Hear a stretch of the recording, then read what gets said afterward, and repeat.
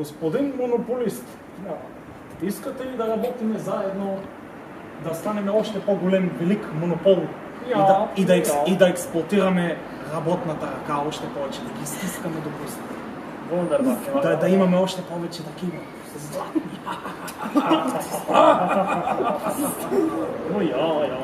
Обаче, дай тук да се подпишем, да направим монопол, огромен монопол, най-големи монопол, тук.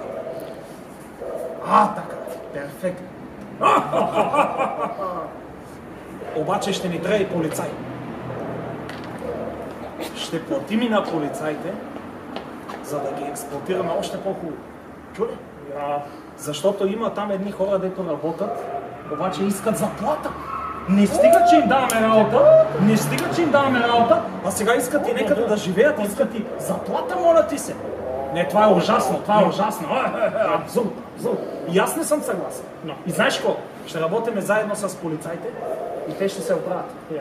Синдикати, миндикати, всичко там, знаеш какво? Ще ги изтритам.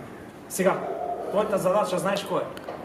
Това пролетариат там, дето се дига шум, дето иска заплата, дето иска храна, да си храни децата, дето ни взима. Ние искаме да станем още по-големи монополисти, разбираш? Те искат права, моля те си. Сега ще идеш там и ще ги застреляш, чули?